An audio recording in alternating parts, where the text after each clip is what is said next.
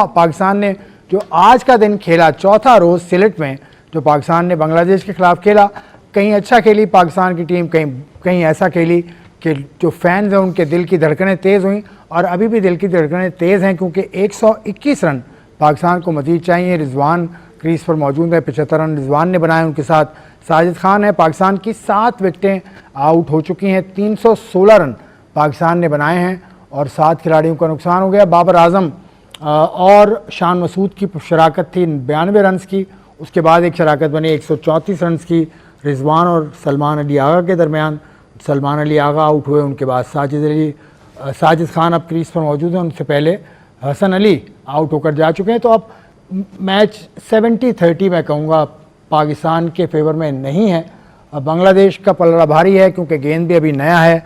मेरे एक्सपर्ट भी खासे फ्रेश हैं, उनसे आपका तारुफ कराता हूँ। मैं कराची स्टूडियो में तनवीर अहमद साहब बैठे हैं। अस्सलाम वालेकुम। वालेकुम अस्सलाम। मैं समझ रहा आप बोलेंगे कि मेरे गेस्ट भी नए हैं। नहीं, नए नहीं है। अच्छा, लेकिन नए जैसे लग रहे हैं। तो मैं तो अल्लाह का शुक्र फ्रेश और नया जैसा लगता हूँ हमेशा। चलें, ये आज का मैच आप कहीं पुराने लगने लग जाते हैं, क्यों? नए ने लगा करो ना यार, अब पुराने क्यों लगते हैं यार?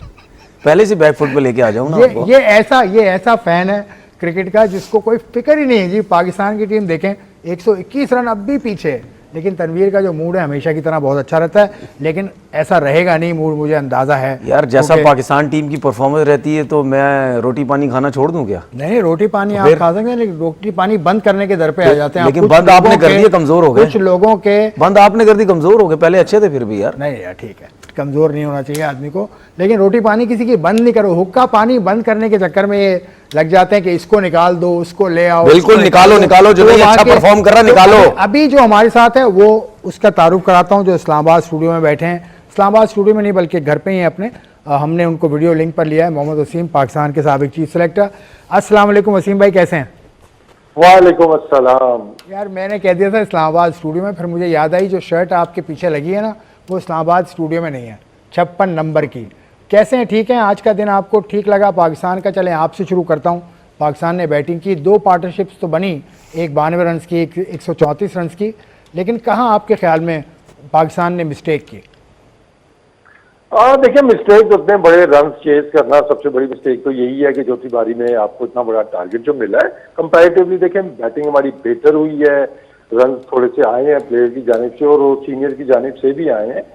लेकिन अब बात वही है कि जब इतना बड़ा रन आप चेज कर रहे हैं तो आप एक्सपेक्ट करते हैं कोई एक बैटर जो है ना, कोई 125 की इनिंग्स खेलेगा, तो वो और वही रन आपको यहाँ पे वो कम नजर आ रहे हैं कि यहाँ पे किसी और ने, लगते शान ने, बाबर ने या आगा ने 100 से ऊपर ये गए होते तो शायद जो रन का जो मार्जिन है वो ये और यहाँ पे भी कम होता, शायद हमें कम रन चाहिए होते।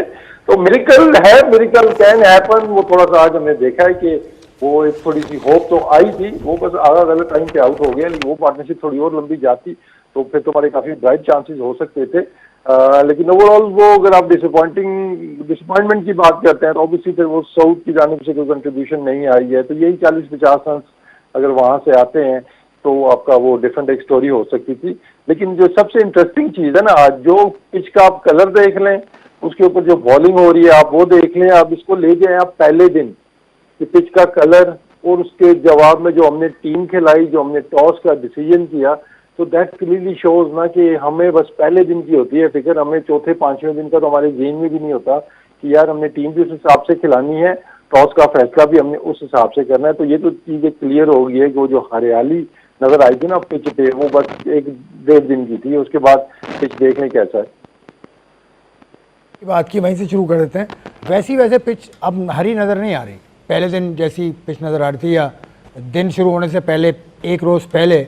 तो हरा ये मतलब ये कोई इस धोखा होता है, क्या होता है? देखिए, आप हरे की बात कर रहे हैं ना, आपने इतना कल बाबर आजम की शर्ट की बात की, उन्होंने पीछे से शर्ट ही हटा दी है बाबर आजम की, और वो शर्ट लगी हुई है जहाँ तक मैं पहचाना हूँ। ये ट्रायंगुलर सीरीज़ हुई थी आई थिंक ऑस्ट्रेलिया में, वेस्ट इंडीज़, ऑस्ट्रेलिया और पाकिस्तान की। ये उन्होंने अपनी शर्ट वहाँ पे वो पीछे लगा दी है, ठीक है ना? तो अगर मैं सही कह रहे हैं आपको, बस वो टेक्निकल वजूहात की वजह से वो शर्ट उतारनी पड़नी है। बस मैं कुछ टिकट ढूंढ रहा हूँ जो कुछ चीज उस पे और ये जो 3 स्टंप्स नजर आ रही है उसी मैच की, कोई जीते हुए मैच थे उसमें से, उसी में से तो नहीं है ये 3 स्टंप्स भी? ये तीनों टेस्ट मैचेस जी हैं जी। एक तो साउथ अफ्रीका में था, एक पिंडी वाला टेस्ट था, शायद लाहौर वाला, और एक जिम्बाब्वे वाला। आपने बात कुछ और ले गए थे। नहीं वो तो जाहिर सी बात है, हाँ, आप क्रिकेट के अलावा भी कोई बात करेंगे ना, क्रिकेट सुबह दोपहर शाम घर पे क्रिकेट, यहाँ क्रिकेट, को चेंज भी तो करो ना भाई थोड़ा सा।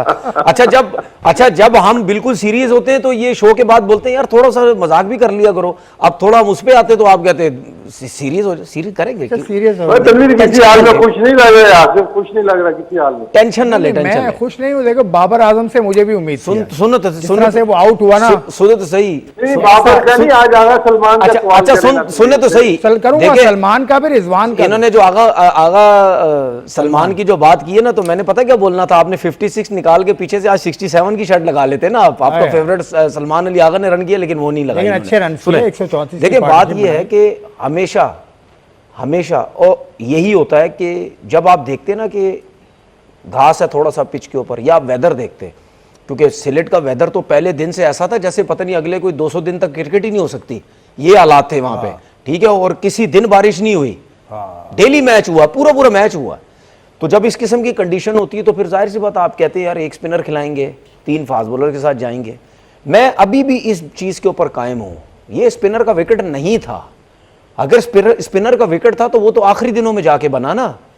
जो पाकिस्तान ने रन्स करवाए पहली इनिंग में, जो पाकिस्तान को टारगेट मिला 438 का, ये आपकी बॉलिंग का फॉल्ट है सारा।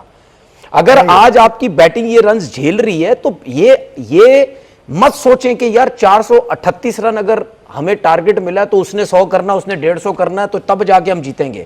हम क्यों नहीं ये चीज कहते कि यार 438 बने क्यों, और बने इस वजह से उसका गेंद नहीं पहुंच रहा, 4 टप्पों में बाउंसर जा रहा है, 118 120 पे बॉल हो रहा है, जिसका उन्होंने पूरा फायदा उठाया। वो तो भाई अच्छा मैं आपको चीज बताऊं, मेरे जहन में ये था कि ये 500 करके देंगे, इनके पास अभी भी इतना टाइम था कि 500 करके आराम से देते पाकिस्तान को, इनके पास इतना टाइम था कि 500 का टारगेट देते हैं इनको, ठीक है, लेकिन उन्होंने नहीं दिया।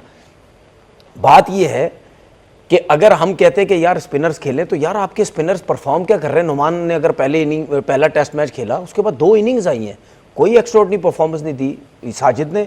अगर आप पहले दिन की बात करते हैं तो उसमें तैजुल इस्लाम की भी बॉलिंग देख लें, मेहदी हसन मिराज की भी देख लें, पहले टेस्ट मैच में भी ये खेले थे वहाँ भी देख लें, और साजिद की दूसरे में देख लें, नुमान की दूसरे में देख लें, और बॉलिंग देख लें। ये सब आपकी बेकार बॉलिंग की वजह से, दोनों टेस्ट मैचेस में आप आपकी बेकार बॉलिंग की वजह से आप ये टेस्ट मैचेस जो हार रहे हैं। अगर अभी देखें ना, क्या आप देखें वो कैप्टनसी कितनी अच्छी कर रहा है शांटू, ठीक है, चेंजिंग्स पे चेंजिंग्स किए जा रहा है बार बार। ऐसा नहीं है कि एक बॉलर को लगा दिया छोड़ दिया, कभी सेंड से ला रहा है, कभी उस सेंड से ला रहा है, कभी स्पिनर को लेके आ जाता है, कभी ऑफ स्पिनर को ला रहा है, कभी लेफ्ट आर्म स्पिनर को, कभी नाहिद राना को लेके आता है, कभी क्या, कोई नया बैट्समैन आता वो फौरन से नाहिद राना को ला रहा है कि इसको सेट ही मत होने दो, ठीक है, एकदम से ला के बस मारो नाहिद राना से, इसको एकदम से पैनिक कर दो, ठीक है। अभी आपके सामने है कैसे आउट हुआ वो, क्या नाम है उसका, ये हसन अली स्पिनर पे आउट हुआ, सलमान भी स्पिनर पे आउट हुआ, लेकिन वो एकदम से नाहिद राना को दूसरे एंड से लेके आया, ठीक है ना, कि नया बॉल का प्रेशर है उसमें। फिर जब आप आते हैं स्पिनर वगैरह पे, आप कहते हैं थोड़ा सा रन्स बनाएं क्योंकि वो तो नहीं बनाने देगा, तो बड़ी ये सारी विकेटें हो गई आज की, 7 खिलाड़ी आउट हुए। तो वसीम भाई आखिर में जो आउट हुए हसन अली, उससे पहले नाहिद राना का ओवर था, उसने एक बॉल खेली रिजवान ने और दे दी हसन अली को, फिर अगले ओवर के अंदर भी उसने यही किया, एक बॉल खेली और हसन अली को दे दी। ये गेम अवेयरनेस की जानिब इशारा नहीं करता? ये रिजवान इतना एक्सपीरियंस, अपने इन एक्सपीरियंस प्लेयर को आप आगे रख दें, in experience in terms of batting. देखिए उसमें अगर हम देखते हैं पहली इनिंग में भी हमें थोड़ा ऐसा ही देखने को मिला था। अब ये इसमें कि एक तरफ आप देखते हैं यार 6 आउट हुए हैं, नॉर्मली ये होता है कि ये 8 विकेटें गिरी हुई होती हैं, फिर आप प्रोटेक्ट करते हैं अपने पार्टनर को यार कि चले मैं ज़्यादा खेलने की कोशिश करता हूँ, तो विकेटों के हिसाब से देखें तो आप कहते हैं ठीक है, लेकिन अगर आप घड़ी को देखते हैं, टाइम देखते हैं कि आखिरी 15-20 मिनट रह गए हैं, तो उस चीज़ को देखते हुए शायद आप कहते हैं यार ज़्यादा बॉलिंग मैं खुद ही खेल लेता हूँ, क्योंकि रन पहली इनिंग्स में भी हसन से नहीं हुए, वी नो कि हसन कैन बैट, लेकिन नाहिद राना जब भी वो आते हैं तो वो हिला के तो रख देते हैं ना, वो आउट करे ना करे वो हिला तो देता है हमारे बैट्समैनों को, चाहे वो दूसरे से आउट हो जाते हैं। तो आई थिंक इस पे वो थोड़ा सा है कि अब हसन रिजवान को टाइम को देखते हुए कि दिन खत्म होने वाला है, तो शायद ज़्यादा बॉलिंग खुद देने की वो ज़रूरत है कि यहाँ पे, लेकिन हसन अली पे शायद जितना ट्रस्ट वो कर रहे हैं, हसन अली इतना परफॉर्म नहीं कर रहे, तो मैं कुछ ज़्यादा ब्लेम नहीं इस चीज़ को करूँगा। अगर कल साजिद भी आउट होते हैं उसके बाद वो इस चीज़ को लेके आते हैं, तो या अगर साजिद को प्रोटेक्ट करें मेरे ख्याल में अगेंस्ट पेस बॉलर्स के, खुद ज़्यादा पेस को वो खेलें, स्पिन को साजिद ठीक खेल लेता है, तो इस तरह की कोई ना कोई स्ट्रैटेजी होनी चाहिए। ये नहीं कि बगैर सोचे समझे पहली बॉल पे आपने सिंगल ले लिया और दूसरे बैट्समैन को एक्सपोज कर दिया।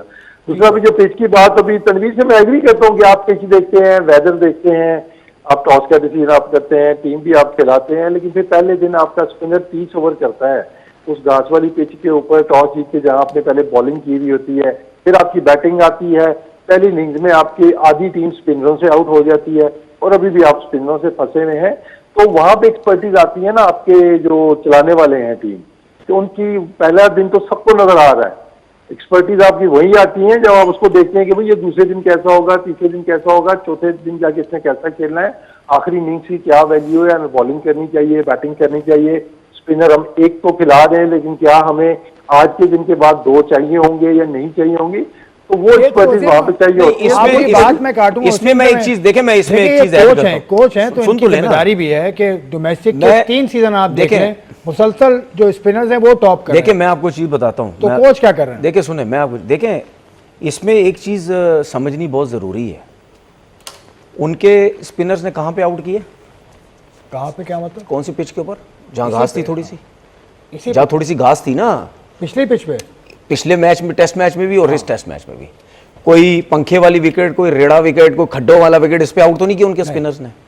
तो फिर हमारे स्पिनर्स के ऊपर क्यों टैग लगता जा रहा है कि आपको विकेट से ब्रेक मिलेगा तो आप आउट करेंगे, वरना आप आउट नहीं करेंगे। अगर उनके स्पिनर्स दोनों टेस्ट मैचेस में आउट कर रहे हैं क्योंकि उनके पास उनका कैलिबर है, उनमें क्वालिटी है, उनका ये नहीं है। अब मुझे ये बताएं, अगर ये स्पिनर इस कंडीशन में इतने आउट कर रहे हैं, 3-3 4-4 आउट कर रहे हैं, तो अगर यही बांग्लादेश अब पाकिस्तान आ गई तो आपने इसके अगेंस्ट पंखों वाली विकेट बना दी, तो ये तो फास्ट बॉलर को छोड़ेंगे तो उधर भी आपको खेलना मुश्किल कर देंगे। गए हैं दो मैच, वो तो चले फास्ट बॉलर से आ रहे ना, तो स्पिनर अगर विकेट बना दी, अब तो हमारे कंट्री में पंखों वाली विकेटें शुरू हो गई है ना, तो अगर आपने वो बना दी तो फिर आप कैसे बांग्लादेश को हराएंगे? ये तो वहां पे छोड़ेंगे भी नहीं आपको।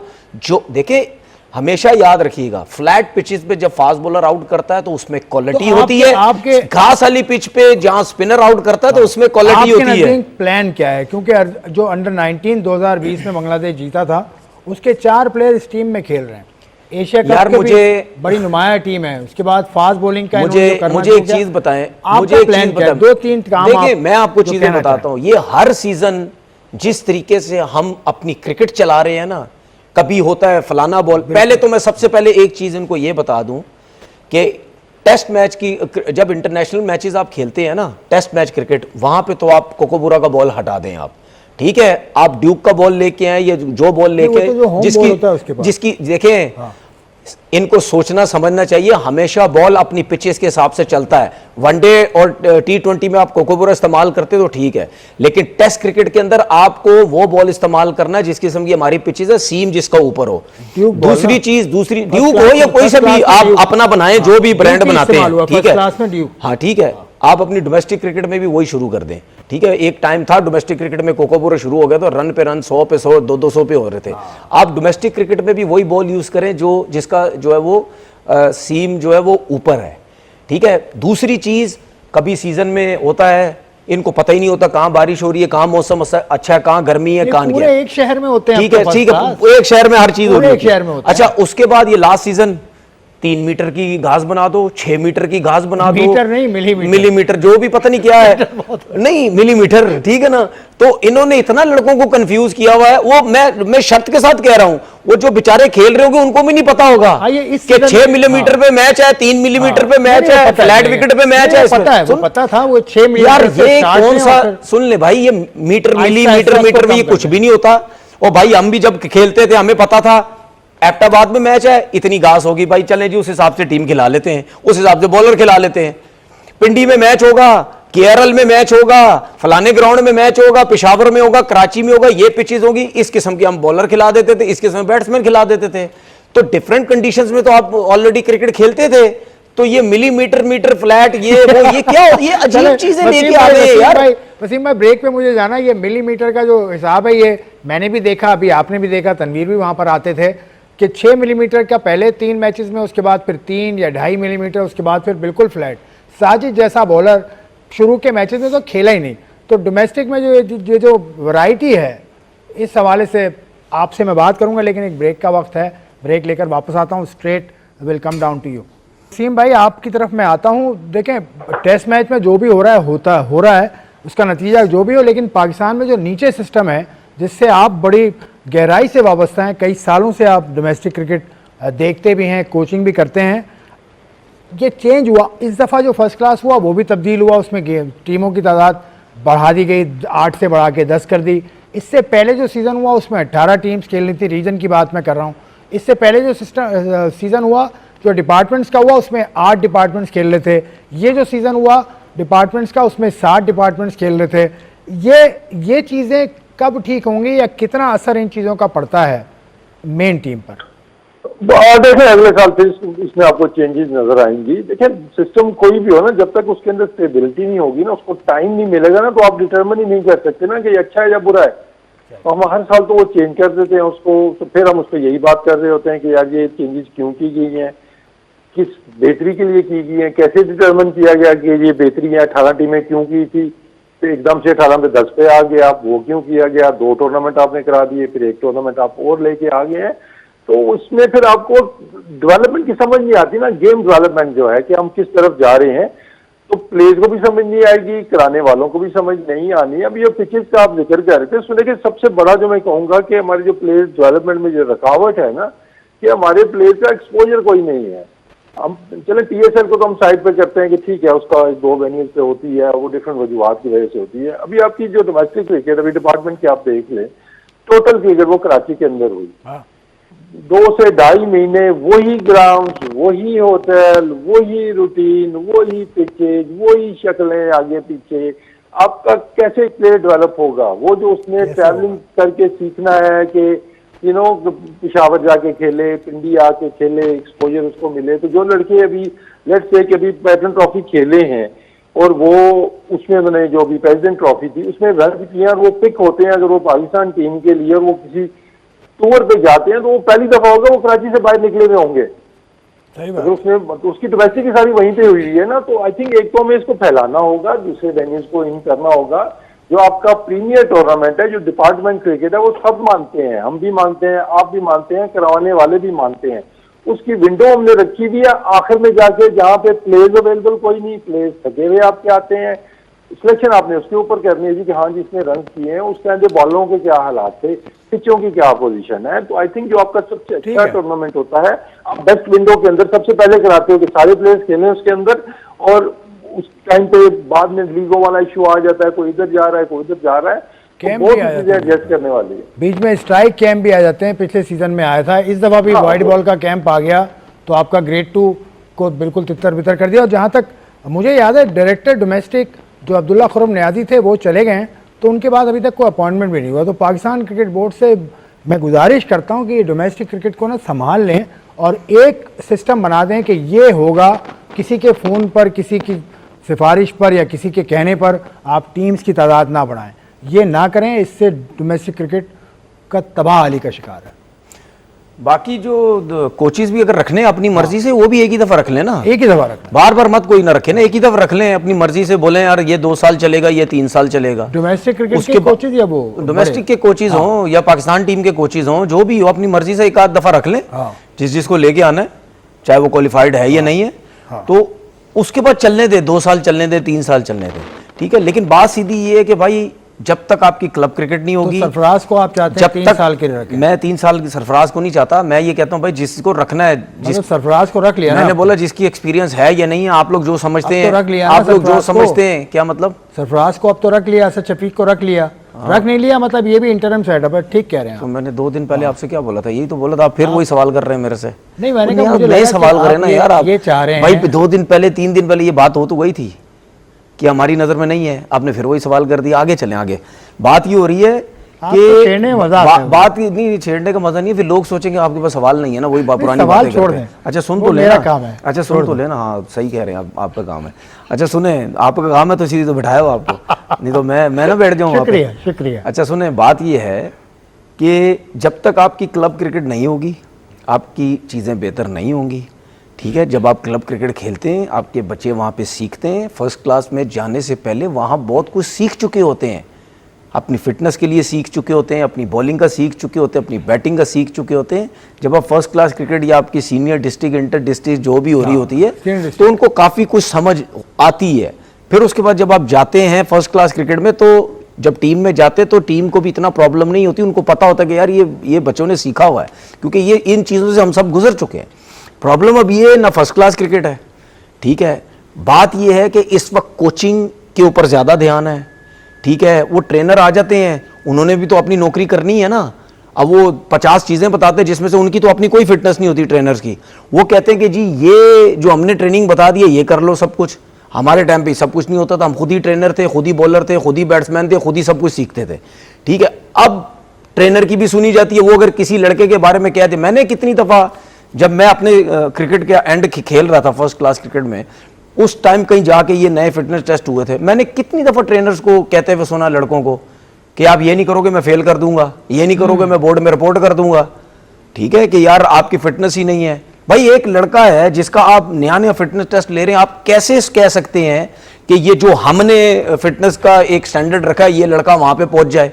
पहली दफा तो कोई नहीं हो सकता, किसी का वेट हैवी होता है, कोई इतनी फिटनेस करता ही नहीं था, आप कैसे किसी लड़के को फेल कर दें? हम कहीं ना कहीं जो है वो जो स्किल्स होती हैं उसको कहीं ना कहीं पीछे छोड़ के हम फिटनेस पे आते हैं। देखिए फिटनेस बहुत जरूरी है, पाकिस्तान टीम में आए फिटनेस बहुत जरूरी है, लेकिन जो ये नीचे स्टैंडर्ड रखा हुआ ना फिटनेस का, ये वो तो कहाँ होता है? किसी और क्रिकेट बोर्ड जितना कि आपने पढ़ते हैं आप, दूसरे क्रिकेट बोर्ड वो भी चेंज करते रहते हैं। मेरी बात सुने, दुनिया में इस टाइम जितनी भी टीम्स है ना, ठीक है, टॉप की जितनी भी टीम्स है, ट्रेविस हेड की फिटनेस देखी आपने? ट्रेविस हेड, स्मिथ की देखी? देखने में तो भारी लगता है, स्मिथ की देखी? मैं चैलेंज करके कहता हूँ 2 किलोमीटर ये 7.5 ये 8 साढ़े 9 मिनट में करके बता दे मुझे जो उसकी फिटनेस है स्मिथ की।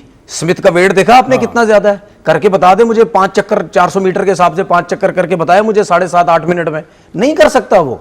ट्रेविस हेड की जो फिटनेस आपको नजर आती है कर लेगा, रोहित शर्मा की जो फिटनेस आपको नजर आती है वो कर लेगा? नहीं कर लेगा। बात यह है कि कहीं ना कहीं आप स्किल्स पे जाते हैं, लेकिन हां अब ऐसा भी नहीं होता पाकिस्तान टीम में लड़के जाएं बिल्कुल ही फिजिक के मामले में बिल्कुल ही हैवी हो, उनका कोई शेप ना हो, ये भी नहीं होना चाहिए। लेकिन ये जो नीचे से हमारा सिस्टम शुरू हो गया ना कि लड़कों को बिल्कुल बाहर कर दिया। अब मैं आपको एक एग्जांपल देता हूं, डिपार्टमेंट क्रिकेट होती है, ठीक है, अब आप डिपार्टमेंट क्रिकेट के आप फिटनेस टेस्ट लेते हैं, डिपार्टमेंट क्रिकेट में के फिटनेस टेस्ट नहीं होने चाहिए। अगर आप डिपार्टमेंट क्रिकेट के फिटनेस टेस्ट लेके आप लड़कों को बाहर कर रहे हैं तो क्यों बाहर कर रहे हैं? सुनने ना, देखें, आप डिपार्टमेंट क्रिकेट के लड़कों के फिटनेस टेस्ट लेके आप बाहर कर रहे हैं तो डिपार्टमेंट क्रिकेट जाने या वो लड़का जाने। अब डिपार्टमेंट क्रिकेट जाने में 40 वाले को खिलाऊंगा, 45 वाले को खिलाऊंगा, 48 वाले को खिलाऊंगा, 25 वाले को खिलाऊंगा, मैं पूरा साल सैलरी देता हूं। सुने, मैं पूरा साल इसको सैलरी देता हूं। डिपार्टमेंट क्रिकेट के फिटनेस टेस्ट कभी भी नहीं होने चाहिए। पीसीबी को भी पैसे देता है डिपार्टमेंट। जब मैं यही तो कह रहा हूं ना सर, जब डिपार्टमेंट क्रिकेट होती है, ग्राउंड का किराया देता है, हर चीज, अब सुनिए, हर चीज डिपार्टमेंट, सुने ना, हर चीज डिपार्टमेंट देता है। जब डिपार्टमेंट क्रिकेट होती है तो फिर क्रिकेट बोर्ड का ये जो सिस्टम है, डिपार्टमेंट क्रिकेट का फिटनेस टेस्ट लेके फेल करना या पास करना, ये नहीं होना चाहिए। ये सिर्फ आपका एसोसिएशन में जाना चाहिए, ये सिर्फ एसोसिएशन में जाना चाहिए। अगर आप ये डिपार्टमेंट क्रिकेट के फिटनेस टेस्ट की बात करते हैं, एसोसिएशन ही करती है, लेकिन रीजन की टीम, जब एसोसिएशन की क्रिकेट होती है ना, रीजन की, आप उनका फिटनेस टेस्ट लें, क्योंकि वो पीसीबी, सुने ना, आप कर रहे हैं सर, मैं बहुत इंपॉर्टेंट बात कर रहा हूं, ये रह जाएगी, वो क्रिकेट बोर्ड के अंडर में आता है, वो फिटनेस है। डिपार्टमेंट की जब आप मैचेस होंगे आप उनके नहीं ले सकते। दूसरी चीज ये कि अगर हम फिटनेस की बात करते हैं तो हमारे पीएसएल में कितने फॉरेनर्स आते हैं, कितने बाहर के प्लेयर आते हैं जिनकी फिटनेस ही नहीं है, तो वो फिर कैसे खेल लेते हैं? अगर वो फिटनेस टेस्ट अगर आप लेंगे वो तो फेल हो जाएंगे, ठीक है। क्यों आप वहां नहीं ले सकते? क्योंकि वहां भी एक फ्रेंचाइज होती है, फ्रेंचाइज के ऑनर होते हैं, वो होता है। आप वहां पे किसी को फिटनेस टेस्ट पे बाहर नहीं कर सकते भाई। चले थोड़ा सा मौजू चेंज करते हैं। फास्ट बॉलिंग ऑफ पाकिस्तान बहुत ज्यादा जबूहाली का शिकार है। 2022 के स्टैट्स आज दानियाल रसूल हमारे कॉरेस्पॉन्डेंट हैं एक वेबसाइट के, उन्होंने लगाए थे ये कि साउथ अफ्रीका टॉप पर है एवरेज के हिसाब से फास्ट बॉलिंग में। एवरेज तनवीर ज़्यादा बेहतर बताएंगे, किस अहमियत की हामिल होती है? तनवीर, क्विकली आप बता दें क्योंकि आपका शोभा है। बिल्कुल, वसीम की तरफ एवरेज तो जाऊंगा। बहुत होती है, एवरेज बढ़ती जाएगी, आप रन पे रन देते एवरेज का रहेंगे। मतलब है हर 23वीं गेंद पर विकेट ले रहा रन है। वो स्ट्राइक रेट है, स्ट्राइक रेट है एवरेज। अच्छा, इतने 23 रन देकर मतलब आप बिल्कुल जितनी एवरेज बढ़ती रहेगी, आप रन देते जा रहे ज्यादा, जितने स्ट्राइक रेट आपका बढ़ता जाएगा, आप उतनी बॉल्स के बाद आप आउट कर रहे हैं। पाकिस्तान का इतना बुरा तो नहीं है, 37 रन के बाद एक विकेट ले रहा है। कोई मसला नहीं है, बुरा नहीं है। उसके नीचे तो देखें, 10 विकेट लेने का उसके मतलब नीचे 400 रन बनवा देगा। उसके नीचे तो देखें कौन है, आयरलैंड। तो फिर पाकिस्तान बुरा नहीं है, बहुत अच्छा है, ये कहना चाह मैं रहे कह रहा हूं पाकिस्तान भाई का सिंपल अगर सी चीज देखें- है यार। आप एक टॉप टीम्स में अगर आते हैं तो आपको तो ऊपर होना चाहिए ना भाई। आप तो बॉटम से सेकंड नंबर पे हैं, आप बॉटम से आप सेकंड नंबर पे। आपसे ऊपर देख लें जिम्बाब्वे की टीम है, अफगानिस्तान की टीम है, तो फिर अफगानिस्तान, बांग्लादेश, वेस्ट इंडीज। तो इसका मतलब ये है कि अगर आयरलैंड की टीम ना होती तो आप तो बॉटम पे थे। फिर बॉटम पे थे। वसीम भाई, ये एवरेज की एक लिस्ट है 2022 से लेके पाकिस्तान की जो फास्ट बॉलिंग है वो बहुत बुरी पोजीशन में। इससे मैं सवाल भी जोड़ देता हूं, पाकिस्तान के जो मेन फास्ट बॉलर्स हैं, नसीम शाह, आपके शाहीन शाह, हारिस रऊफ, ये इंजरीज का शिकार भी रहे ना, तो ये वजह भी है पाकिस्तान का कोई सेटल बॉलिंग यूनिट नहीं है। देखें, इसमें जो ऊपर टीम है ना, इनके भी आप देखेंगे ना, तो इनके जो टॉप के बॉलर्स हैं ना, वो सारे मैचेस नहीं खेले होंगे। उन्होंने बहुत से बीच में रेस्ट भी किए होंगे, वो इंजर्ड भी हुए होंगे, उनके नए प्लेयर्स भी खेले होंगे, बट स्टिल दे मेंटेन उनका जो आप एक स्टैंडर्ड देखेंगे, क्योंकि टीम के रिजल्ट से आपको पता चल जाता है ना यार। अगर यहाँ पे हम ये तीसरे नंबर पे होते तो फिर हमारी जो रैंकिंग है टेस्ट क्रिकेट की, या जो हम पिछले 2 साल से हमारी परफॉर्मेंस जा रही है, उसमें आपको बेहतरी वो नजर आती है। तो बॉलिंग तो definitely this is the lowest, क्योंकि मुझे अपने होश में नहीं याद है कि हमारी फास्ट बॉलिंग इतनी नीचे आई हो। मतलब रीजन भी बताइएगा, साथ रीजन भी बताइएगा, व्हाट इज द रीजन? देखिए, एक तो सबसे बड़ा ये कि अभी जो इससे पहले जो बात हो रही थी ना, मैं उसको इसके साथ जोड़ूंगा कि अभी तनवीर जो बात करते फिटनेस टेस्ट वाली, 100% मैं उस पर तनवीर के साथ हूँ कि आप पीएसएल पे वो नहीं लगाते हैं कि जी पीएसएल के फ्रेंचाइजीज है वो जो मर्जी करें, सिर्फ इंटरनेशनल नहीं, डोमेस्टिक प्लेयर्स भी वो जिस मर्जी को वो खिला सकते हैं। बहुत से ऐसे प्लेयर हैं जो आपके डोमेस्टिक में शायद वो नहीं खेलेंगे क्योंकि वे फिटनेस टेस्ट पास नहीं किए हैं, लेकिन अगर वो जाते हैं पीएसएल के अंदर तो वो वहां पे वो खेल सकते हैं। डिपार्टमेंट क्रिकेट लॉजिस्टिक सारी डिपार्टमेंट खुद पे करता है, चाहे होटलिंग है, चाहे वो डेली लाउंस है, चाहे वो बॉलें हैं, जितनी भी उनकी ट्रैवलिंग है, हर चीज की कॉस्ट डिपार्टमेंट ही कवर करता है। पीसीबी सिर्फ वो ऑर्गेनाइज करके आपको देते हैं चीजें। तो प्रोटोकॉल फिर पीएसएल वाला इधर भी आपका फिर वही होना चाहिए। या फिर इसमें कि अभी आप फिटनेस की बात कर रहे हैं तनवीर की, निचली लेवल पे फिटनेस हमारी ज़्यादा मसले तो हमारे हैं ना, कि अगर हमारी फिटनेस ठीक है, फिटनेस क्राइटेरियाज हमारे ठीक हैं, और उसके बाद जो पाकिस्तान टीम की फिटनेस नजर आ रही है, तो क्वेश्चन मार्क आता है जी फिटनेस के ऊपर जी कि हमारा फिटनेस का जो सेटअप है या हमारी बैटरीज है वो ठीक नहीं है। चलेंगे, अगर वो ठीक है तो फिर जो हमारा स्केड्यूल है डोमेस्टिक का वो ठीक नहीं है कि हम क्रिकेट ज्यादा करवा रहे हैं, लड़के थक जाते हैं जबकि अगली सीरीज आती है, तो फिर आपको वहां पे देखना चाहिए कि हमारा स्केड्यूल खराब है, फिर कि मैचेस पे मैचेस आपके डोमेस्टिक हुए जा रहे हैं। हम अपने फास्ट बॉलर्स को सेव नहीं कर रहे हैं, चाहे वो डोमेस्टिक वाले हैं चाहे वो इंटरनेशनल वाले हैं। अब सेव मेरा मतलब क्या है कि मैचेस पे मैचेस उन्होंने खेल ली है, तो इतने नंबर ऑफ मैचेस हो गए आपकी डोमेस्टिक क्रिकेट के अंदर, और उसमें फिर वो मजबूरी के तहत टीमों की भी मजबूरी और उस बॉलर की भी मजबूरी कि उसे सारे मैचेस खेलने हैं, क्योंकि जब तक कि वो हाईएस्ट विकेट नहीं लेगा या सर्टेन नंबर के आउट नहीं करेगा ना, उसको कंसीडर नहीं किया जाएगा। तो हमें ये देखना होगा डोमेस्टिक में भी अच्छा बॉलर है ना, 10 मैचेस हैं, आपने पॉइंट आउट कर लिया कि ये अच्छा है, इसको हमें आगे रखना है, तो आप उससे बात कर लो भाई इसको 5-6 मैचेस में रोटेशन पे खिलाना, आगे हमारी सीरीज आ रही है ताकि इसमें एनर्जी रहे। मतलब क्या एनर्जी, अब 118 पे तो हमारी बॉलिंग आ गई है, तो मतलब क्या इस पे बात करें। डोमेस्टिक के अंदर रश बहुत ज्यादा है, कब रीजनल का फर्स्ट क्लास खत्म होता है, पाकिस्तान कब शुरू हो जाता है वनडे का, फिर उसके बाद आपका डिपार्टमेंट का फर्स्ट क्लास शुरू हो जाता है, फिर नेशनल T20 शुरू हो जाता है, नेशनल T20 का फाइनल अभी मेरी बात सुने यार, एक ब्रेक ले लूं। ब्रेक ले लो यार, मैं इसी के ऊपर बात करूंगा। आप ब्रेक लेनी है ब्रेक ले लें। बोले यार, यार मतलब मुझे एक चीज बताएं, क्या हम नहीं क्रिकेट खेलते थे? क्या हम 11-11 फर्स्ट क्लास मैच रीजन से नहीं खेलते थे? वो खत्म होता था, डिपार्टमेंट क्रिकेट होती थी। सुनने नहीं नहीं, मैं इसके हक में नहीं, मैं फिटनेस के हिसाब से बात कर रहा हूँ। हम क्या 10-10 11-11 फर्स्ट क्लास मैच खेलते थे रीजन के। चलो ठीक है, आप जरा ब्रेक से आना है तो फिर मैं इसके ऊपर आपकी तरफ सवाल लेकर आऊंगा। शाहीन अफरीदी और नसीम शाह ये हमारे प्रीमियर फास्ट बॉलर हुआ करते थे। 2020 से मुझे याद है इनको वसीम और वकार से मिला दिया था, तो मैंने ये सवाल किया था माइकल होल्डिंग साहब से, तो उन्होंने कहा कि नहीं नहीं भाई, उनसे ना मिलाएं, और उनकी बात बिल्कुल ठीक साबित हुई कि इनको खेलने दो अभी भाई। किसने मिलाया था? माइकल होल्डिंग, मतलब किसी ने मिला दिया था उनको, तो मैं माइकल होल्डिंग साहब के साथ बैठा था तो मैंने पूछ लिया था उनसे। वो 20 में कराची आए थे, तो उन्होंने कहा नहीं भाई ऐसा नहीं करें, लेकिन अभी यहाँ ब्रेक लेना मस्ट है। प्रोग्राम में एक मरतबा फिर खुशामदीद। पाकिस्तान की फास्ट बॉलिंग के ज़बाल की जो दर्दनाक कहानी है वो हम डिस्कस कर रहे थे प्रोग्राम के पिछले हिस्से में। तनवीर कुछ कहना भी चाह रहे थे। तनवीर, मैं सवाल भी जोड़ दूं कि फास्ट बॉलर्स पाकिस्तान के आते तो बड़े अच्छे लगते हैं, एहसानुल्लाह 150, नसीम शाह 145, शाहीन अफरीदी 148, लेकिन ये चले जाते हैं, फिटनेस मसाइल का शिकार हो जाते हैं। देखिए दुनिया में जो बॉलर्स हैं जो फिटनेस का शिकार हुए इस वक्त वो वापस भी आते हैं। इस वक्त मैं जो बात कर रहा हूँ, मैं पाकिस्तान टीम के लिए बात नहीं कर रहा हूँ, उसको टेस्ट इंटरनेशनल क्रिकेट की बात नहीं कर रहा, मैं फिलहाल डोमेस्टिक क्रिकेट की बात कर रहा हूँ। देखिए, क्या जब हम क्रिकेट खेलते थे डोमेस्टिक क्रिकेट, क्या हमारे रीजन के 10 से 11 मैच नहीं होते थे फर्स्ट क्लास क्रिकेट में? वो ख़त्म होते थे, डिपार्टमेंट के 10-10, 11-11 मैच होते थे, ठीक है। वो ख़त्म होते थे तो रीजन का वनडे शुरू हो जाता था, वो ख़त्म होता था तो T20 शुरू हो जाती थी, वो ख़त्म होता था डिपार्टमेंट का वनडे शुरू हो जाता था। ओ भाई, हमने भी तो ठीक ठाक डोमेस्टिक क्रिकेट खेली है, हमारी डोमेस्टिक में कौन सा रेस्ट कोई रेस्ट नहीं मिलता था। ये ख़त्म होता था, एक पाँव हमारा इंग्लैंड के अंदर होता था, 6 महीने का कॉन्ट्रैक्ट वो है, ठीक है। वहाँ पहुँचते थे, अगले दिन जो है वो एक सैटरडे मिस करते थे, अगले सैटरडे हम वो मैच खेलते थे, वो ख़त्म होता था। उसके बाद फ़ौरन से हमारा डोमेस्टिक का 6 महीने बाद सीज़न स्टार्ट हो जाता था, हमारा तो कोई रेस्ट नहीं था, ठीक है। तो हम तो पूरा सीज़न पूरा इंग्लैंड का सीज़न ये पता नहीं 15-15 साल हमने खेला है भाई। बात ये है, जब आप इतना सीज़न पूरा सीज़न 2-2, 4-4 साल जब आप खेलते हैं ना, तब आपको समझ आती है कि मेरी कमर विचों कितों दर्द निकल रहा है, मेरा शोल्डर कितों फारिग हो गया है, मेरी थाइज़ां विच कितनी ट्रेनिंग चाहिए है, ठीक है, मेरी शोल्डर की कितनी ट्रेनिंग चाहिए है, मैनू कोर की कितनी ज़रूरत है, कोर स्ट्रॉन्ग कितनी करनी है। ये सब जब आप इतने सीज़न पूरे खेलते हैं तो तब आपको समझ आती है मैंने क्या करना है।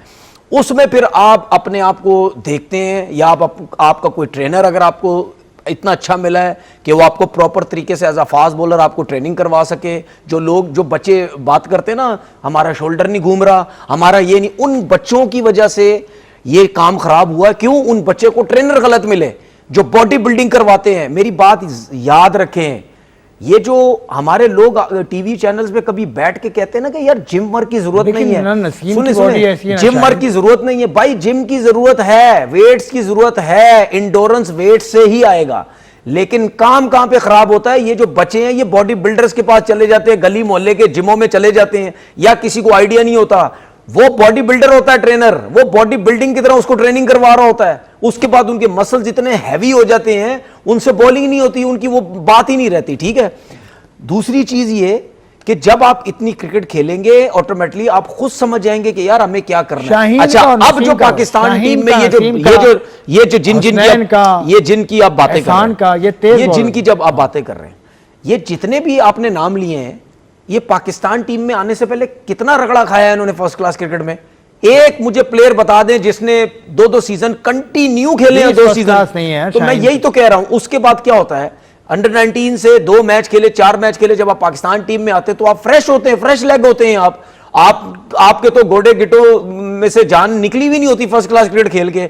वहां जाते आप जोर मारते हो, आप कहते हो ओह जी की तिखा फास्ट बॉलर आ गया भाईजान, 140 थे भाईजान जा रहे 145। सुने ना मेरी बात सुने। अच्छा, राना के फर्स्ट क्लास भी शायद 11 है, 12 ठीक है ना, अभी सही है। अभी नाहिद राना को जरा टेस्ट क्रिकेट खेलने थे, अभी मैं भी देखता हूं कितनी लंबी टेस्ट क्रिकेट खेलता है। होगी इंजरी, तकरीबन सर होगी इंजरी, उसको भी इंजरी होगी, उसके भी एक्शन में फर्क है, उसको भी इंजरी होगी, ठीक है। उसके भी बायोमैकेनिक 100% नहीं है भाई, उसको भी प्रॉब्लम होगा, देख लेना आप। तो बात यह है कि जब तक आप प्रॉपर फर्स्ट क्लास नहीं खेलेंगे आपको चीजें बेहतर नहीं होगी। अब लड़के यंग होते हैं, चेंज करना चाहिए, यंग होते नहीं, उसको चेंज करना चाहिए। एहसानुल्लाह को तो आपने कराची बुला लिया, वो उसको नहीं बुलाएंगे। नहीं, मैं क्यों बुलाऊंगा उसको, मैंने तो मैं पहुंचा दूंगा। मैं उसको ये नहीं कह सकता कि मैं ढाका आ रहा हूँ, ठीक है ना, चले जाओ ढाका, क्या होगा। नहीं, मैं नहीं जा सकता, मैं आपके साथ बैठा रहूंगा, आपके साथ काम करूंगा। तो बात यह है कि उसका जो राइट हाथ है वो पीछे जाता है, ये बिल्कुल गलत है।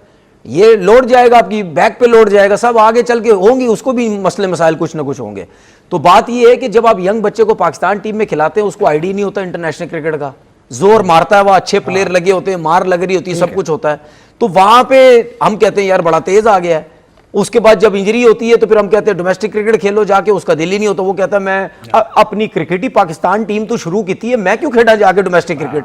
तो फिर ये मसले मसाइल होते हैं। बहुत सही पॉइंट उठाया वसीम साहब। ये जो पाकिस्तान का जो मसला है, टेस्ट मैच में आपके पास फास्ट बॉलर नहीं है, टेस्ट मैच में नहीं, हर फॉर्मेट में नहीं है, टेस्ट मैच में ओपनर्स आपके पास नहीं मिल रहे हैं, वनडे में आपको परेशानी होती है कि आपको मिडिल ऑर्डर का मसला रहता है वनडे में, T20 में आपके पास पावर हिटर नहीं है। ये मुझे ऐसा लगता है कि ये प्रॉब्लम है। आप अगर इससे एग्री करते हैं तो भी बता दीजिए, नहीं एग्री करते तो भी आपके पास फ्लोर है। देखिए, एक तो जो चीज अभी चल रही थी ना फर्स्ट क्लास वाली, ये वो एक तो मैं एरा टू एरा ना चीजें बदलती हैं, चाहे आपके वो जो नेक्स्ट जनरेशन आती है ना, क्या वो फिजिकली है क्या वो मेंटली है, तो मैं उसको पीछे नहीं लेके जाऊंगा कि पहले ऐसे था तो अब ऐसा क्यों नहीं है। बहुत सी चीजें, इवन बिहेवियर जो आ रहे हैं वो चेंज उसमें नजर आपको आती हैं। बाकी इंटरनेशनल आपने डोमेस्टिक की बात की है तो अब्बास 216 मैच खेला हुआ है, और हम शहजाद के भी शायद 70 मैच हैं, हसन अली के 90 फर्स्ट क्लास मैचेस हैं। तो कोई भी चीज आपको गारंटी नहीं करती कि ज्यादा खेला हुआ है तो वो ज्यादा फिट होगा या ज्यादा वो चलेगा, या बिल्कुल नहीं खेला हुआ तो वो नहीं चल सकेगा। नाइस की आपने मिसाल वो खुद आपने दे दी है इसके अंदर। तो we need to find the solution. ठीक है, अब जो पॉइंट्स तो हम वो कर रहे हैं ना कि हमें अब किस तरीके से रिवाइज करना है। अब आप बैटिंग की बात कर रहे हैं, ऑलराउंडर्स की बात कर रहे हैं। अब ये दोनों बच्चे जो खेले हैं, अच्छा खेले, पहले मैच के अंदर उन्होंने अपना इंपैक्ट छोड़ा है, अब्दुल्ला फजल ने भी और औजान अवैस ने भी। पिछले 2-3 सालों में आपकी कितनी आपकी जो टीमें बनी हैं शाहीन की, होम सीरीज भी हुई, दुबई भी गए, आगे पीछे बहुत मैचेस हुए, बहुत लड़के खेले उसमें। मेरे ख्याल में 50-60 लड़के तो खेला होगा, अगर इससे ज्यादा ही शायद होंगे। वो कितने लड़के हमने खिलाए, ये दोनों शाहीन का हिस्सा नहीं थे। बिल्कुल, वहां पे और लड़के खेले थे उन्होंने, जिन्होंने परफॉर्म भी किया, लेकिन वो साइड पे हो गए कि ठप्पा लग गया। ये तो मैं आपको बताऊं वसीम, कथा कलामी कर रहा हूं वसीम, ये जो स्टेट बैंक की टीम में आए थे पिछले फर्स्ट क्लास के अंदर, ये इसलिए आए थे कि सऊद शकील ने तकरीबन मैच मतलब आखिरी दिनों में मना कर दिया था, तो इनको उन्होंने हायर कर लिया। ज़हीरुल इस्लाम जो हैं उनके जो रूमें रवाएं, ये इस तरह से आए। अब्दुल्ला फजल, मैं वो सिस्टम और विजन की बात कर रहा हूँ ना, कि देखिए जो लड़के आपके शाहीन में नहीं आते वो आपके टेस्टी में आ जाते हैं। दैट मीन्स या इधर आप गलती कर रहे हो या आप उधर गलती कर रहे हो, कहीं तो आप कर रहे हो ना। तो शाहीन को हम यूज नहीं कर रहे। अब बैकअप अगर हम फास्ट बॉलर्स की बात कर रहे हैं, ऑलराउंडर्स की या ओपनर्स की, आइडेंटिफाई कर लिया ना कि भाई ये शाहीन में आ गए हैं, दैट मीन्स कि ये नेक्स्ट इन लाइन है। क्या वो अली दरियाब था, आपका हुरैरा था, और लड़के भी बहुत से खेले थे उसमें, आपने उनको खिलाया और बस वो साइड पे हो गए, आप नए लड़के और लेके आ गए हैं। तो अब फिर इसलिए आपने ना लॉन्ग टर्म आपको सोल्यूशन नहीं मिलते हैं, कि आपको इंडिविजुअल ब्रिलियंस नजर आ जाती है अर्ली ऑन, लेकिन वो लॉन्ग लास्टिंग नहीं है। जो तनवीर बात कर रहे हैं कि जब वो आएंगे सिस्टम में फिर देंगे, हाँ जी ये शाहीन का हमारा बॉलर है, अगर टेस्ट मैच में शाहीन इंजर्ड होता है या हसन इंजर्ड होता है तो नेक्स्ट इन लाइन हमारा ये बॉलर है जो शाहीन से खेला हुआ है आपसे। सिस्टम ऐसे ही चलता है ना कि डोमेस्टिक के बाद शाहीन क्या पाकिस्तान टीम में आते हैं। तो हम तो बस वो बराए नाम ही होता है कि बस करा दिए कि शाहीन से इसको खिला दो, इसको खिला दो। काशिफ अली खेल गया था ना टेस्ट मैच, एक मैच खेला, वो कहाँ गया उसके बाद से आपने वो उसको स्टेट बैंक से खेला काशिफ अली, उसको गायब आपने कैसे कर दिया। मोहम्मद अली आप खेला, वो गायब कैसे हो गया एकदम से। तो फिर ये प्रॉब्लम तो हमें चलती रहनी है ना इसी तरह कि हम जिनको शाहीन से लड़के गायब हो जाते हैं। देखिए वो तो हम कितनी दफा कह चुके हैं कि आप जब किसी, लेकिन उसकी वजह बताऊं मैं, क्योंकि सिलेक्टर आपका कभी कोई होता है, कभी कोई होता है, कभी कोई होता है, कभी कोई होता है। अच्छा चले कोई भी, मैं इसका भी इससे सुन लेना, मैं इसका भी जवाब दे देता हूं ना। वही आकिब जावेद थे, वही असद शफीक थे, यही बना रहे थे ना आपकी शाहीन। सुने नहीं, यूसुफ भाई कोच थे पहले शाहीन के, उसके बाद दूसरे आ गए, सुने ना दूसरे आ गए। कौन थे सर सिलेक्टर्स, कौन थे आपके सिलेक्टर्स? आपके ये अलीम डार, उसके साथ अजहर अली, आकिब जावेद, हसन चीमा, ये सिलेक्टर थे पहले। उसके बाद फिर सिलेक्शन कमेटी चेंज हुई, उसके बाद फिर सिलेक्शन कमेटी, आज मिसबा भी आ गया, अजहर भी आ गया, जो आपकी डिसीजन मेकर है। क्योंकि अगर सिलेक्शन कमेटी भी चेंज हो जाती है तो मैं कहूंगा ये उनका भी, मैं कहूंगा कि उनको भी देखना चाहिए यार कि just for the sake of change तो अपना ना चेंज करेंगे अगर एक चीज। अच्छा यही हो रहा है, यही हो रहा है।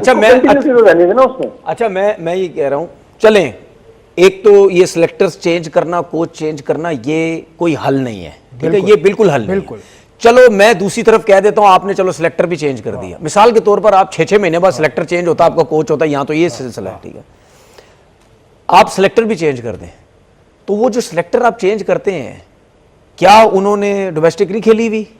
क्या उनको सिस्टम का नहीं पता? अपना दौर भी देखा हुआ है, उसके बाद भी उनको नहीं पता कि यार एक बच्चा अंडर 19 से आता है उसको शाहीन में लेके जाओ, या अंडर 19 से आता है मैं उसको शाहीन में भी नहीं लेके जाऊंगा।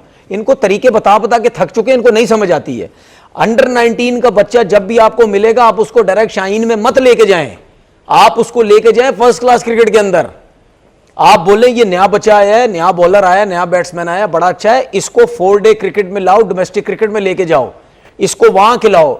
डोमेस्टिक क्रिकेट में क्यों बोलता हूं, आप जब एक अंडर 19 के बच्चे को जब आप शाहीन में लेके जाते हैं, अंडर 23 में, ये 25 जो भी एज रखी हुई है, आपने वो जो शाहीन का जंप लगवाते हैं ना, वो उसको वैल्यू देता ही नहीं वो बच्चा डोमेस्टिक को। आप अपने बच्चे को डोमेस्टिक की वैल्यू दें, शाहीन से पहले उसको बताएं कि आपकी मेन क्रिकेट ये है, अंडर 19 के बाद आपकी फर्स्ट क्लास क्रिकेट है, या आप ग्रेड 2 कोई भी डिपार्टमेंट आपको लेता है, ये जो भी आपका ये आपकी ये क्रिकेट है, यहां से आप परफॉर्म करेंगे, आप फिर जाएंगे शाहीन में। एक सीजन में नहीं, 2-2 3-3 सीजन में आप परफॉर्म करेंगे, आप शाहीन में जाएंगे।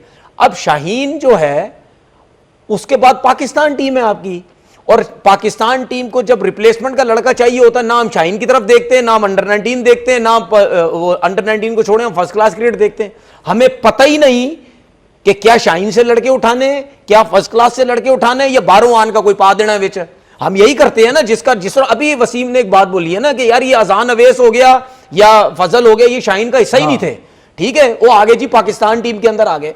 तो हम इस तरह करते हैं। भाई आपने शाहीन की टीम, मैं कसम से मेरा बुरा हाल होता है सोच सोच के ये क्रिकेट लेके किस तरफ जा रहे हैं। और भाई शाहीन की टीम आपकी एक सेकंड पाकिस्तान की टीम होनी चाहिए, सेकंड पाकिस्तान टीम होनी चाहिए। याद करा दूं कि बांग्लादेश ने अंडर 19 जो जीता था उसके 4 लड़के टेस्ट मैच, ठीक है। जब आपके पाकिस्तान टीम इतनी तगड़ी होनी चाहिए, उतनी तगड़ी आपकी शाहीन की टीम होनी चाहिए कि जब आपकी, अब बेशक आप शाहीन 2 किस्म की बना लें, दो किस्म की शाहीन बना लें, एक अंडर 23 बना लें, एक आप शाहीन की वो टीम बनाएं जो 30 साल से कम के हो लड़के, 27 28, ठीक है, 26, एक तो अंडर 23 हो गई, एक अंडर 19 हो गई, एक 30 साल से कम की। वो इस वजह से कह रहा हूं, ये जो 30 साल के नजदीक के जो लड़के होते हैं ना, ये कहते हैं जी आधी क्रिकेट हो गई खत्म, एनु फारिग करो, वही तो मसल स्ट्रॉन्ग, क्रिकेट को समझता सब कुछ। वहां से अब पाकिस्तान टीम में लड़के लेके जाएं, यहां कोई पता ही कोई नहीं है कहां से लड़का आता है कहां नहीं है। तो जब आप एक अंडर 19 के लड़के को जब एकदम से शाहीन में ये पाकिस्तान टीम में लेके जाएंगे ना, तो उसको पता ही नहीं, उसने मजा ही नहीं चखा हुआ, ठीक है ना, कि यार ये फर्स्ट क्लास का लेवल होता क्या है। हम क्यों फर्स्ट क्लास की बार बार बात करते हैं, या हमारे टाइम के जितने भी लोग टीवी पे बैठते हैं वो क्यों उस दौर की बात करते हैं। उनको पता है कि यहां से आप सीखोगे, यहां आप खेलोगे, आपको कोई हिला नहीं सकता, आपका एक्सपीरियंस बहुत हो जाएगा, आपको समझ हो जाएगी। लेकिन वही मैं बात कर रहा हूं, जब आपके सिलेक्टर जो भी चेंज होता है, उन्होंने जब क्रिकेट खेली होती है, वो क्यों इन चीजों से हटते हैं, ठीक है, कि उनको नहीं पता कि ये चीजें सबसे पहले हैं। वसीम भाई आपके तरफ से लास्ट कमेंट इस बात पर जो तनवीर ने कहा, आज टेस्ट मैच भी हुआ है, चौथा रोज था जिस पर हमने बात करी, लेकिन वो हम इंशाल्लाह कल के प्रोग्राम में टेस्ट मैच को रैप अप करेंगे पूरा। वसीम भाई if you want to add something. देखिए इसमें एक चीज मैं ऐड करूंगा कि ये हमने नया एक वो कल्चर या एक फैशन जो शुरू कर दिया ना, कैंप्स का, स्पेशलाइज्ड कैंप्स। भाई डोमेस्टिक क्रिकेट चल रही है आपकी, तो ये कैंप का कॉन्सेप्ट कहाँ से आ गया है? आप पिछले 2 साल से अगर देख रहे हैं कि वो व्हाइट बॉल का कैंप लग रहा है, वो रेड बॉल का कैंप लग रहा है, और उसके रिजल्ट भी आपके सामने हैं। वो सिर्फ क्या रेलिवेंट रहने के लिए मैं कहूँगा कुछ लोग बस वो करते हैं, अरेंज ऐसी चीजें, भाई डोमेस्टिक चल रही है, उनको डोमेस्टिक खेलने में ना, कुछ सीरीज से पहले का कैंप होता है, इवेंट से पहले का कैंप होता है जो सारी दुनिया करती है, वो ठीक है, मेक सेंस, टीम जा रही है, हफ्ता पहले या 10 दिन पहले उनका कोई ऐसा कैंप लगा और वो है। लेकिन ये गाय बगाए हम जो कैंप लगा के लड़के डोमेस्टिक से उठा लेते हैं कि डोमेस्टिक से बेहतर है, हम उनको कैंप में अच्छा कर लेंगे ना, किसी मुल्क में जो चीज़ कामयाब हुई है हमारे यहाँ भी नहीं हुई है। तो बात फिर वही है कि हमें हमारी जो फोकस है ना, वो क्रिकेट के नहीं आता, मैं अपने ऊपर फोकस है, यार मैं कुछ ऐसा करूँ कि जरा मैं नजर आ जाऊँ या मैं रेलिवेंट रह जाऊँ। जब ऐसे एटीट्यूड होंगे ना, तो फिर आपकी क्रिकेट तो नीचे आनी है ना, इंडिविजुअल आपको नजर आएंगे, लेकिन आपको जो कलेक्टिव एफर्ट होनी चाहिए पाकिस्तान क्रिकेट के लिए, वो आपको नजर नहीं आती है। तो हमें क्रिकेट का सोचना होगा कि पाकिस्तान क्रिकेट को हमें कैसे बेहतर करना है और उसका सिस्टम हमें कैसे चलाना है। सिस्टम तोड़े मत किसी एक बंदे की वजह से या किसी एक डिपार्टमेंट की वजह से या किसी एक रीजन की वजह से। जब आप सिस्टम तोड़ेंगे तो एक रवायत ऐसी बन जाती है तो फिर वो ना रुकने वाला सिलसिला होता है। ठीक है, इस तरह से हमने देखा भी है कि डिपार्टमेंट्स बड़ी बुरी परफॉर्मेंस के बावजूद रेलीगेट नहीं हुए, कुछ डिपार्टमेंट्स निकल गए। उसके बाद रीजन में हमने देखा कि 2 रीजन नए आ गए, 3 रीजन बल्कि इजाफा कर दिया।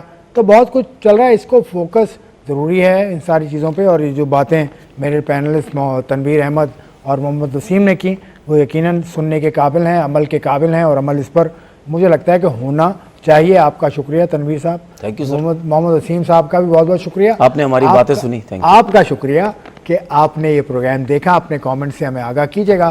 खुदा हाफिज़।